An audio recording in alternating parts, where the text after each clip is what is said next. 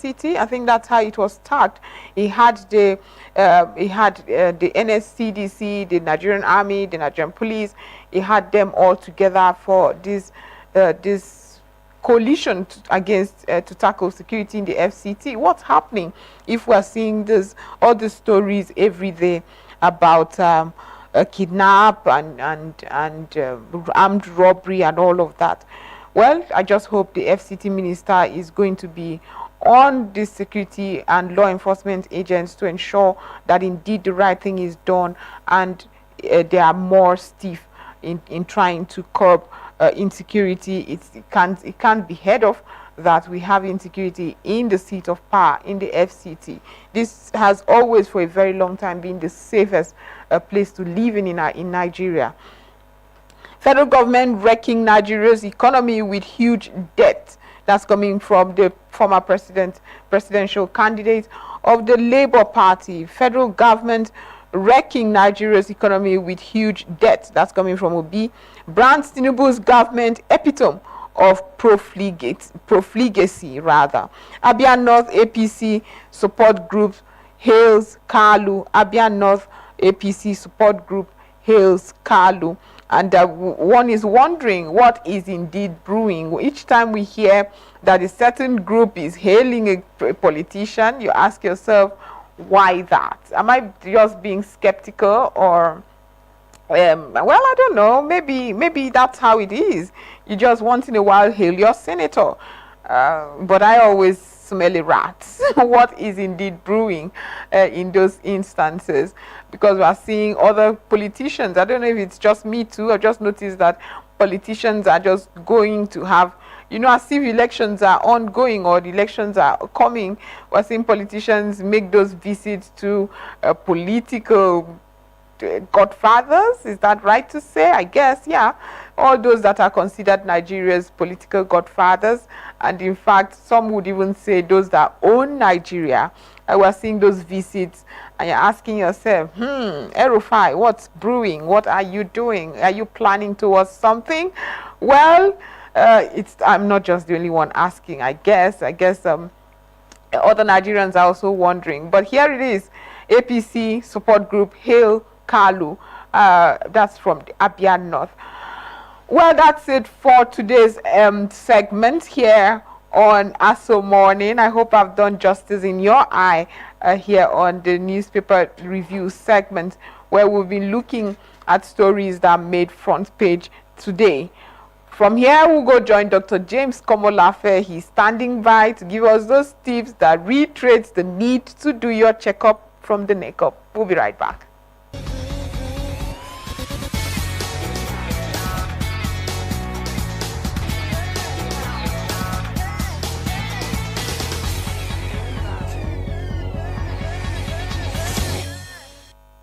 Sudden collapses, the art and science of sudden collapses. Welcome one more time to this second episode of the critical and trendy subject of sudden collapses. My name is Dr. James Komolafe from Cyber Resources Intervention Hub, where we check you neck up to be sure you are good neck down.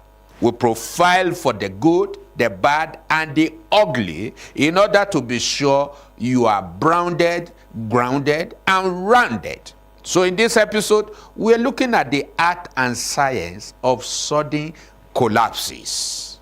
You say, doctor, is it a school? Yes. What you don't learn can cost you so seriously, and that on a negative trend. You must understand sudden collapses first as a science. Otherwise, be prepared to go through the art of it.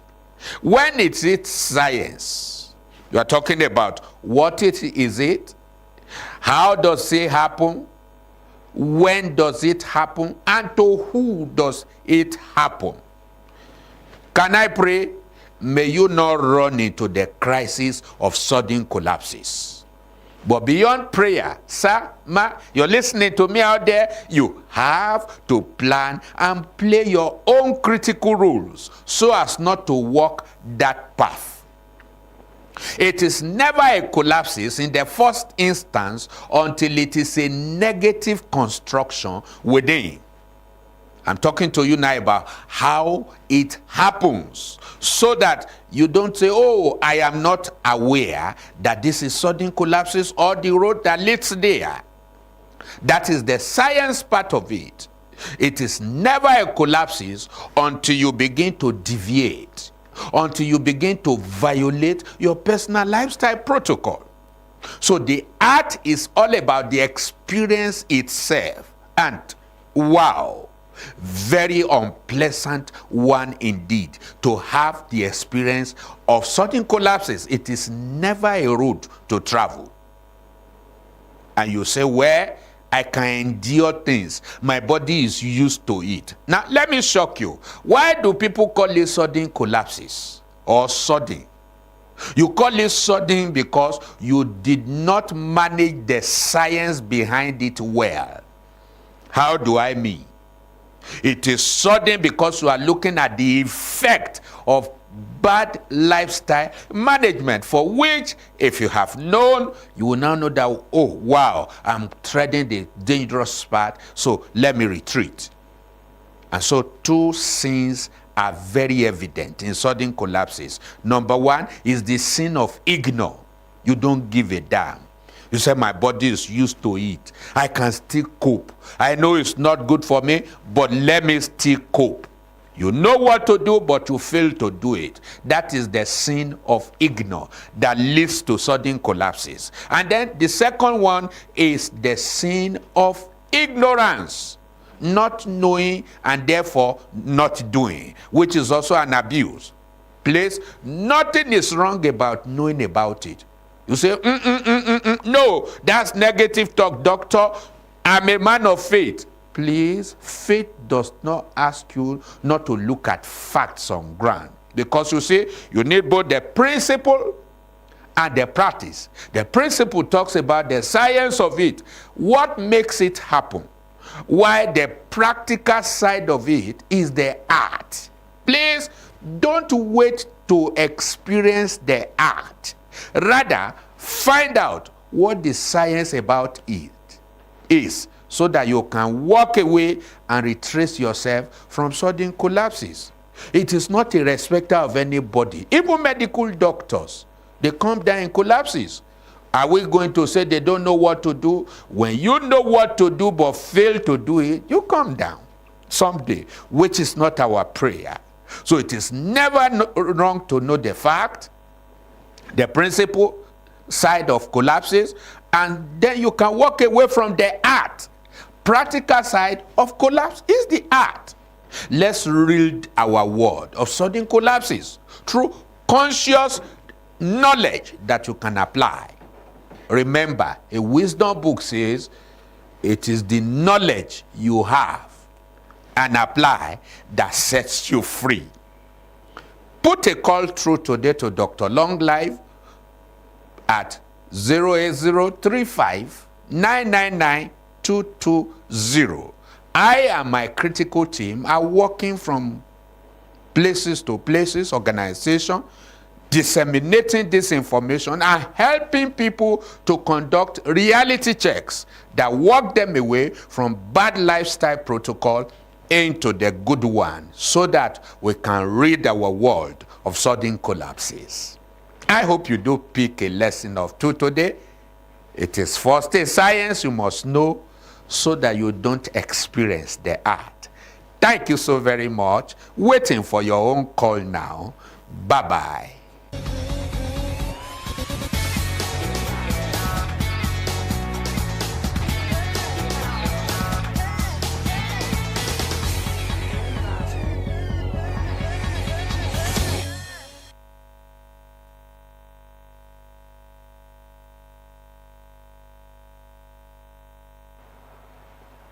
Dr. James Komolafe, thank you so much for giving us those very important mental health, holistic well-being tips. They're always welcomed here, and I personally have learned a thing or two, and I urge the viewers to indeed pick that number he called out and reach out to him for tips and all you need.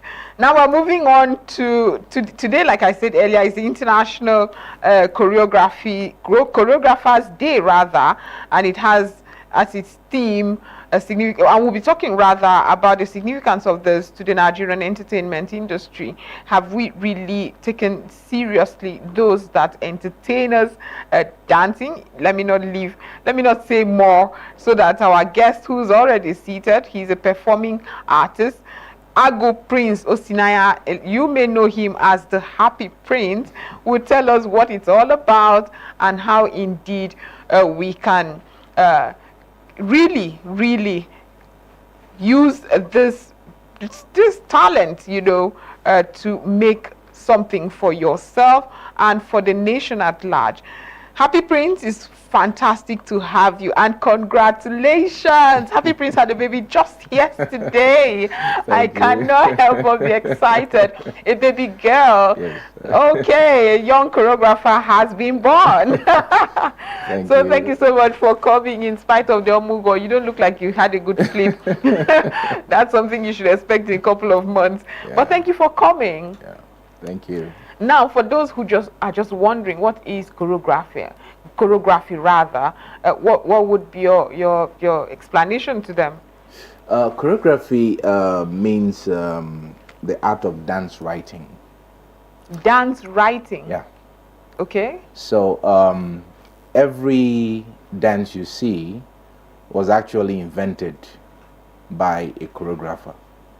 Some of them in their natural forms, and then people came and added some toppings to them. There's some of the moves you see, because the thing with dancing is that dancing tells a story. A dance tells a story. So somebody needs to hold the pen for that story, and that is what a choreographer does, and that's of course that what choreography generally is. So what happens to the evolution of it all? I mean, I remember the dance when I was say a teenager is no longer, just keeps evolving. What is that thing that ensures that it evolves, and what determines what it evolves to? Well, art movements. If you follow art movements in the world, you remember what it was in Soho. Sort of people like Basquiat. Basquiat was a wonderful artist. But if you look at what happened during that era, that was also when you had people like Madonna, coming through, and then we had, of course, Michael Jackson was raving, and so many other things that happened. So you look at what influences dance. You look at social movements as a factor.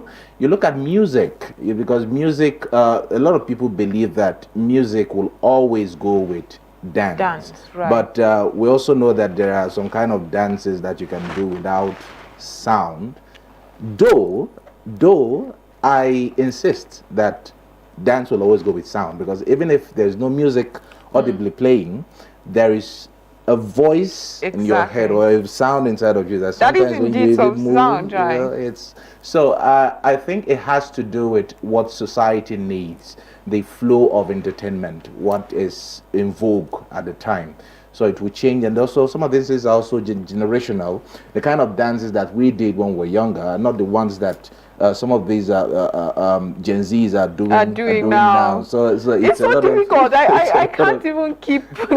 But there are people who keep up. They just flowing. Once a new kind of dance comes, they are there. And I think the last time I was invested in a dance step was Welcome Daddy Shoke. Welcome. I think that they ended there. I could not keep to date, keep tabs with what was going on, but it interests me. Yeah. But when it comes to talents like this, how do you fetch it? We are talking about development. We're talking about improving our GDP. We're talking about engaging young people, especially talented young people. Yeah. How do you figure them out? So where did Daddy Shoki come from? It came from the slum. Where did African China come from? It came from the slum.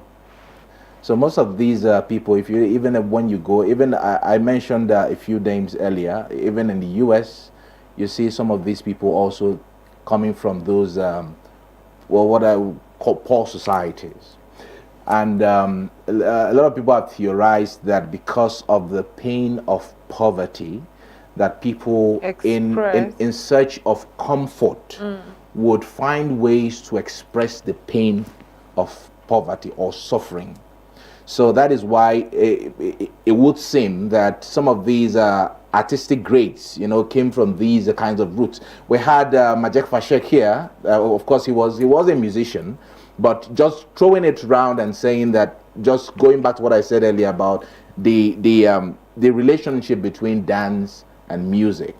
And of course, we had the great fella. The great fella was here. He was one of the people. Of course, we're going to talk about people who were able to promote and give us what we have currently. But you also look at, even though fella came from a pristine background, but you saw the kind of life he lived. He lived with the people, and so many dances were created out of those places. I think the challenge we have is that that challenge of documentation, to be able to document, because if you look at the history of choreography, they'll tell you it's from Europe, but people have been dancing for. I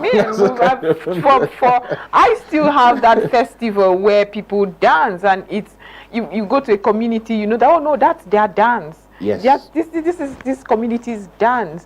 So let's just get to those people in the especially music industry that have promoted over the years in Nigeria choreography, and then I would like you to evolve to a time where we are right now. Are we losing it? Because these days when you watch music videos, you necessarily do not see choreographers. It's like just see young girls badly dressed, and that's it. Unfortunately, some of those things you see are actually choreographed.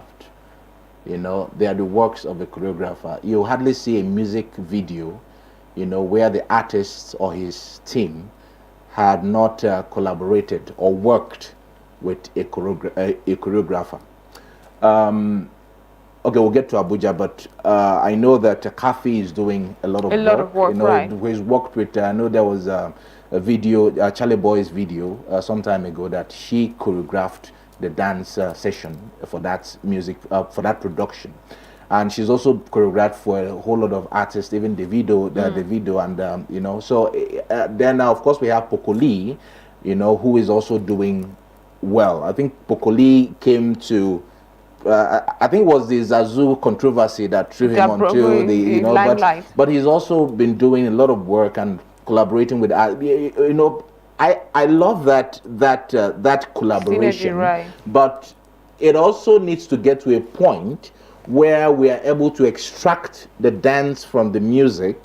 Okay, not that it will no longer be part of music, but extract it and make it an art of its own, so that people can watch a dance production and it's a standalone performance instead of maybe it's part of a music production and all that. I think that also kills part of it, and also a way of course that's why we're having this program to promote choreography and choreographers, celebrate people who have really worked. And of course Daddy Shoki, I mentioned earlier, he was a musician, and then he was also doing the dance, so he put his body and his sweat into it, and he was able to create people. And then somewhere down the line we had Stereo Man Ekwe came up, and Ekwe gave us something beautiful. Even to this moment, whenever he's on stage, you could see the energy, and that's storytelling. That's storytelling. Sometimes it's just tells of the struggles of the mind, and people will always find a way to connect with it. Now, you haven't really addressed if we are indeed losing it, because we used to really have. You look forward to the music video, not because of the face of the artist, but because you want to see the steps that come with this music, how it's going to be danced to and all of that. Yeah. So do we still have it vibrant? Well, I think we're losing a bit of that. And it has something to do with purpose, what the industry, why people do it. And that's one question that I will always ask artists. Why do you do it? Because of course, it has to be, part of it has to be the money, because if you're thinking sustainability, then there has to be a way to push through.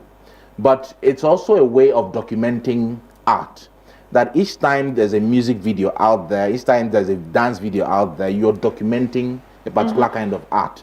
That the Shoki was able to document a particular kind of dance in his music. And we also had that with other artists. But that time, what people did was people, because of the quality of the music at the time, and also the nature of the dance or dancing, made people to look forward to it. And of course, at that time there was less nudity, in music videos. But because of commercialization and all that, people would want to reap money, their investments, and so it kind of messed it.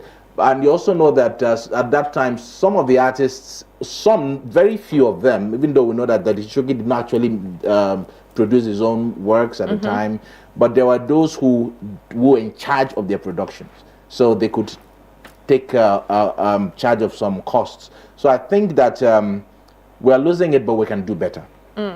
So this, I don't want my children to watch music videos, because you know why. I mean, everybody knows why. I would be on certain music videos. Certain music videos, yes. However, is it possible to have that sanity? Because I want them to have a good time. I want them to understand all the facets in art, dance being one of it. But what would your advice be to parents like me who are struggling?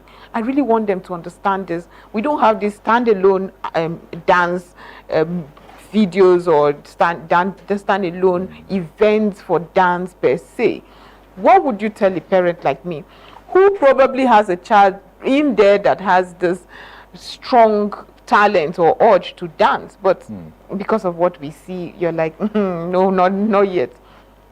No, parents, it's of course I've become a parent now. Yes, I know. So it's easy. You can relate. It's yesterday when I held my daughter, I felt her vulnerability. Exactly. I've never felt the vulnerability of any human like that before. Yes. I used to have that with my wife, but when I held her yesterday, I felt that vulnerability, and I knew that I had to protect this child until it's able to, fend for itself. Unfortunately, in society, even though we have all these parental controls and the apps and YouTube and all that on the phones, but we live in a fast-pacing age. This is not the kind of world we grew up in. I remember, I don't know. I can't remember the first time. No, I never touched the phone, growing up, because we didn't have one in the house anyway, and there were very few people who had the desktop phones at the time. But now you have a child who, a 5-year-old, he or she has a palm top, and the parents who put all these controls. In fact, a friend told me some time ago that his 5-year-old daughter found a way around the parental control, and that was really amazing. And you could see, I have a nephew who is barely 2 years old.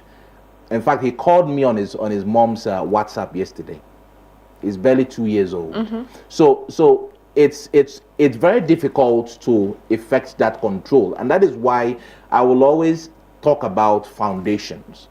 The things that kept some of us are the kind of foundations that our parents built for us, so that by the time you confront this thing, because you cannot protect them, really protect them 100% from them, because if they're not seeing it at home, probably there is a parent who is more liberal per se with the child, and or lenient, and the parent will expose the child to all of these things, or have this ideology that the child needs to know some of these things, and they come to school, they share it. They can share it on playgrounds. But I would advise parents to make sure that you have that fundamental background to know that, okay, this is right, this is wrong. And of course, it's very difficult to read, because even we live in a world where there is the line between rights and wrongs are blurring. So even defining what is right and what is wrong, but of course I know that parents can do that for their children based on the kind of trainings that they also receive from their parents, and your child can at one point know that, okay, I shouldn't say this, I shouldn't do this. And of course, we also rely on God. Exactly, rely on God. But let's talk about the potential, economic potential for the nation. I'm not just talking about within the nation, I'm talking export as well, this talent to be possibly exported. Now, what would you say the government should do to encourage this art? I'll begin with music, and of course, like we already established, that our music, our dance also is transported through our music. So I see music videos where Americans are dancing Nigerian music. I think one of the greatest expression of that was in 2020 when the Jerusalem song. Yeah. So you saw people from all parts of the world, streaming to that song, even from very remote areas of the world, and it came with a dance. And I think that it was because of the way they were able to curate that movement, for that song. It was part of what sent that message to the world, and people took it. And that thing was also the timing. So I think our government needs to understand that the Nigerian diaspora is a very strong asset. I often ask, what do we do with our diaspora population? Community, right? So we talk about local dance now. I've seen videos where white women are dancing Igbo traditional songs with such excitement and appreciation. Yes. So it's a kind of recolonization of the world that we are not seeing, and colonization, using that word in a positive sense, that we are not seeing happening. But the question I often ask myself is, what is our government doing with this? So can we have cultural centers established in all Nigerian embassies across the world, where Nigerians will come and do the Nigerian dance, like maybe the national troupe? The national troupe I think they used to do that back in the days, but it wasn't like it wasn't an organized organized events. So they would go to embassies and entertain. But can we have a place where it's a constant, it's the You peoples can always of be those sure places. of it, Yes. right? I mean, China has a cultural center in Abuja here. In Abuja here. So can we have this kind of things all over the world, wherever you have the Nigerian, because Nigerians are all over the world.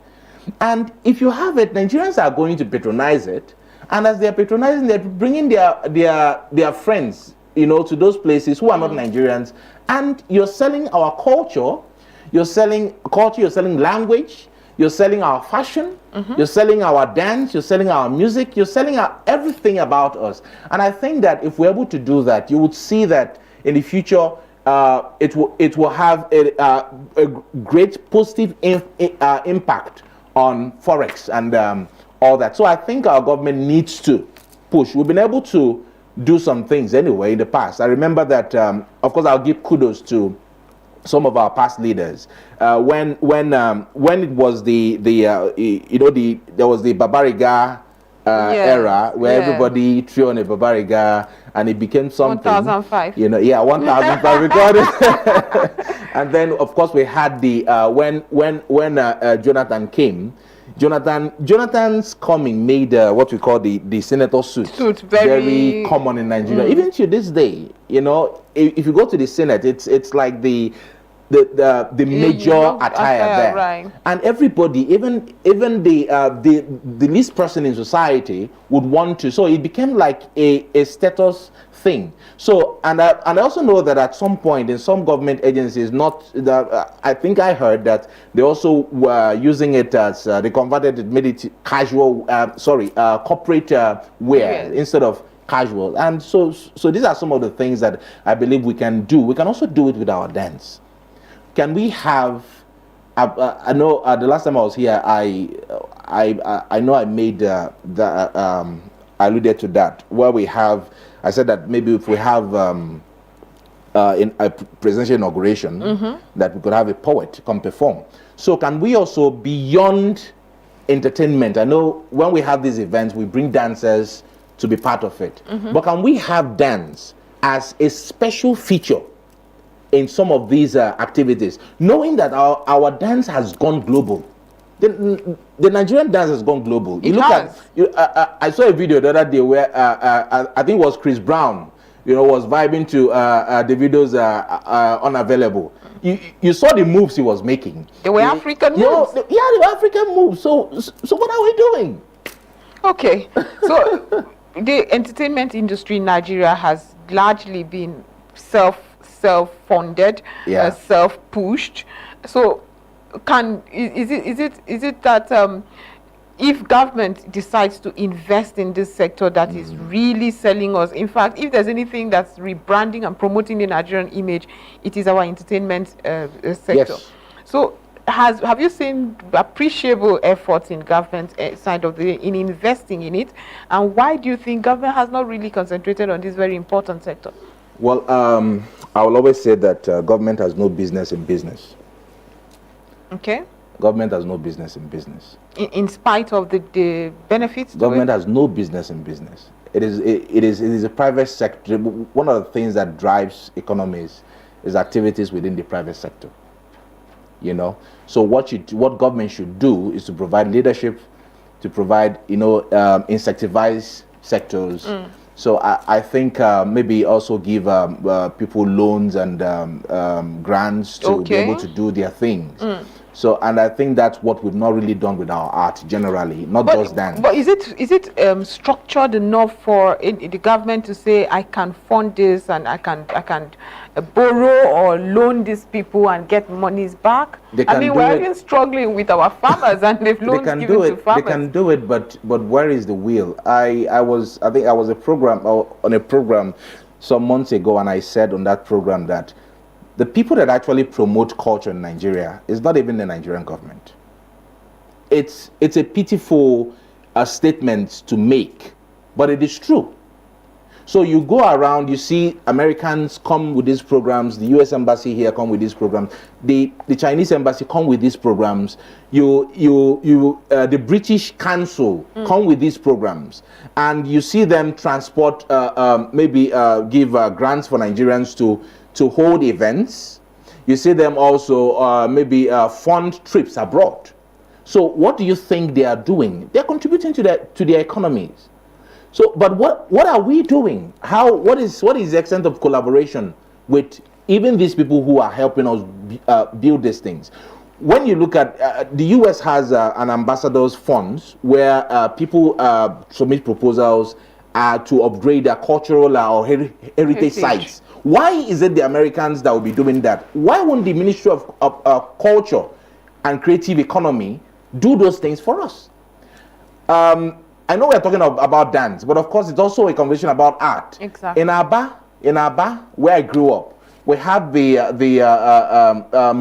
National Museum of Colonial History. I've been there, fantastic place. I even went down the. So did you see the table, the amalgamation table? Yes. The table on which the amalgamation was signed. It's there. And if you go there, you see it's in a very sorry state. So why are we not fixing these things? Because it's how you sell what you have. That it will be perceived internationally. There's a way we build our music. People will come here. See what? Okay, look at the Oshun Oshobo Festival. People travel from far and wide, but it can be better. It can be better. So I wish our government could do better. I wish somebody can just wake up and say, hey, we need to do this, because you're talking of taking the young people out of crime. You're talking of forex direct investment, because people can come here and set up dance schools. They can come here and set up dance schools, teach Nigerians their dance, employ Nigerians in those dance schools, and you see Nigerians there are people who can make a living out of it. So you're creating employment. You're also selling your country. So I think there needs to be that concerted effort to sell what we have. And we have it here. Nigeria's population is our greatest asset. You're right, but you just said there's no business, government has no business Government has doing no business in so, business. do the Do- private doing sector business. see how viable this can be? Why are we not seeing that push from the private sector? And while answering that, I would like you to address this. If a child sees, or a parent or guardian sees that this child has talent in dance, where would she or where would this child go? Where would you suggest that they take this child? There are dance schools. The private sector, the people are doing a lot. Okay. Abuja, I can tell of a few dance schools in Abuja. I think there's one in Otako that I've done. In fact, they curate dances for events. I think that's Crump, And there are other dance schools. There are also people like Dikechukwu Mereja has a show where there is a dance part. They made a Nigeria show. Dikechukwu Mereja made a Nigeria show. There is dance. The people that do the dancing on that show those are assets. I have a show, Musings of a Madman, and I know that for 3 years now, the FCT cultural troupe have performed on that show. Now, those people are assets. So how are we pushing it? You go to their office. You go to their office in Area 1, and it's like a ghost ship. Something as vibrant as dance. And dance is something that has to do, you have to create the environment for it. For it, right. You have to create the environment for it. It's not something that you just throw away. You have to create the environment for dance, because dance is something that woos unity. When you dance, the intent of dance is to create unity. So there is bodily unity. When you talk of rhythm, there's bodily unity. If you're dancing in a group, there is also that bodily unity among members of that group. You're dancing alone, there is unity with the environment. And you also see dance even in the okay, I'll probably talk about that later. I would rather you talk about it now. But you also see dance even in nature. When Brownian motion that we talk about in physics and in science, is dance of nature. That was dance, particles dancing in air, and then of course because of Tyndall effect is dance. The wind, when the wind blows, that's dance. You see fire is burning, and then you see the way it goes in air. That's dance. Nature is always dancing. And then even in science, you have, of course, the Newton's law of motion. The first law of motion says that a particle will remain in a state of rest or motion, except an external force, acts on it. That's dance, because nature is always moving. The earth revolves around the sun. That's motion. In the solar system, there is dance. So, and that is why when we dance, we become one. We become one with the universe, even though that's another kind of conversation. But you see the flow. You see the flow when you dance. And sometimes some kind of dances in some kind of places, is dictated by the predominant natural resource in that place. Like if you go to riverine communities, the kind of dance they do they'll have to flow like water. It's so these are people expressing the essences of their environment, and I don't think it's something that needs to be joked with. Exactly. So beyond the fact that we need to make money out of this, we need to do that, we need to also study ancient dance moves in Nigeria. There are a lot of them. Each of the over 500 or 200, over 250 ethnic groups in Nigeria, they have a unique dance steps or dances. I think that what the Ministry of Culture and Creative Economy, part of what they should do is to document these dances. You don't need the private sector to become, these are things that government needs to do, and when they do that, of course it will form part of policy on which the private sector will run on. Exactly. And I'm very interested, because some of us used to really enjoy going for New Yam festivals, and then you see dances and all of that. But some of those people who would dance during that period are now very religious. They don't want to engage. So is this really affecting us? Is there a balance we can have where religion meets this cultural rich background and heritage that we have. But I don't think religion impedes on dance. Oh, it does. You're not talking our of cultural. You're not talking of dances. religion impinging on certain kinds of dances, because even when they say in a particular religious setting that they don't dance, they don't clap, they actually do that. Because when you open your mouth to speak, that's dance. Of some sort. You're a poet. You want to go witty on me this morning. So I know these are not conventional thoughts, but I believe that we are always dancing. And that is why I believe that I'm the best dancer that I know. I'm the best dancer that I know. Nobody best me. I'm the best dancer that I know. But how can we improve this? How can we improve this? We've talked about government, we've talked about the private sector, but beyond that, are we having events now where it is people can very easily say, I want dancers? Is it a viable profession as well? I think for now in Nigeria, except you're operating at the higher level, dancing is not lucrative, and it's not just dancing or dance. It's art generally, because of the way we've decided to or chosen to invest our priorities. I'll still go back to government. It all falls on leadership. If you have a president who comes here today and who got into power and says, "Oh, I love art," and he prioritizes art, or you have a minister for culture and creative economy who really understands, fortunately, I think the current minister the current minister is a practitioner too. So if you have people who have beyond being, invested in it by way of practice, if you have people who also have the will and the backing of, the president or whoever who also has the will to push, I think we can change things around. We used to have festivals. I think we used to have an Abuja festival. If I remember, yes, I remember with floaters. I have also covered that. And during those carnivals, there were dances. So I think in fact, I was very happy watching the Calabar carnival. The past Yuletide, and I was really happy that it's back. So you see that dance forms the major activity at these events. There is music, but dance is the most major activity because of its energetic, vibe and all that it brings. So I think that what we need to do is for, like we said earlier, for the government to give leadership, show will, support the private sector, and you will see things rolling. Okay.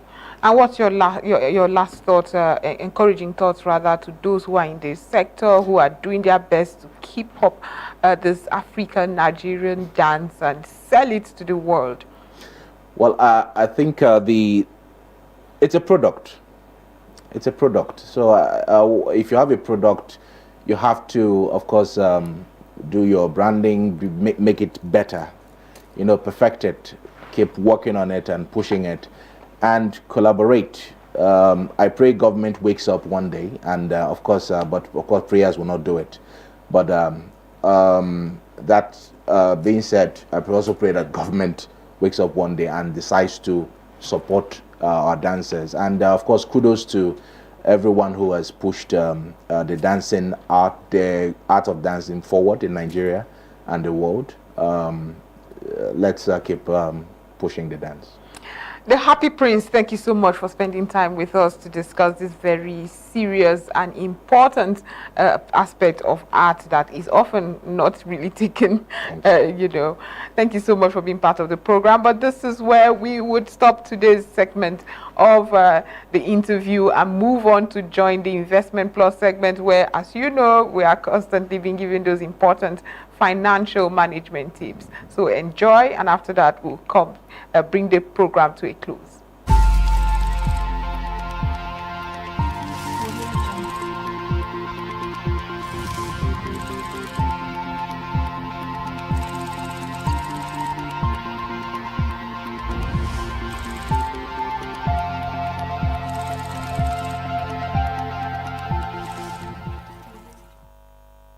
Welcome to Investment Plus, a segment packaged to educate us on ways to creating streams of income towards improving our living standard and contribute to the well-being of our dear country, Nigeria. I am Ile Emeje. In the series, we shall be taking a look at what is captioned portfolio management. In another way, we are looking at how to boost our portfolio for remarkable results. These results may come by way of dividends, interest, profits, or gains, depending on the angle that we are into. As a way of introduction, what is portfolio management and of what benefit can this mean? Some financial experts have defined portfolio management as the art and science of selecting and overseeing a group of investment options. According to them, these investments are those that meet the long-term financial objectives and risk tolerance of a client, a company, or an institution. Portfolio management can be applicable to you as an individual or to an entity, that is, an industry, company, or entrepreneur, and an institution, whether a ministry, department, or an agency of the government. The main aim of portfolio management is to make the most of one's investment portfolio, that investors participate actively in their investments, so they will not only be able to cushion their resources against market risks, but will be able to maximize their returns successfully. Such practices ensure that the capital invested by individuals is not exposed to too much market risk. The entire process is based on the ability to make sound decisions. Specifically, such a decision relates to achieving a profitable investment mix, allocating assets as per risk and financial goals, and diversifying resources to combat capital erosion. Generally speaking, portfolio management refers to the way and manner where funds are allocated without depressing any of our needs or obligations. It means a judicious spending of our scarce resources. In an era of global economic downturn as this, we must be determined to avoid careless spending that can lead to losses instead of making more profits. It means a concerted effort is adequately pursued to ensure that effective investment decision is achieved and leakages fully avoided or blocked. Primarily, portfolio management serves as a SWOT analysis of different investment avenues with investors' goals against their risk appetite, which in turn helps to generate substantial earnings while protecting such earnings against risks. It further stimulates the selection of accurate investment options as per one's income, age, time horizon or season, and risk appetite. And so our focus shall be on the various fields of managing your portfolio for a sustainable investment, as it is believed that a sustainable investment leads to a buoyant economy. See you again next time. I am Ile Emeje.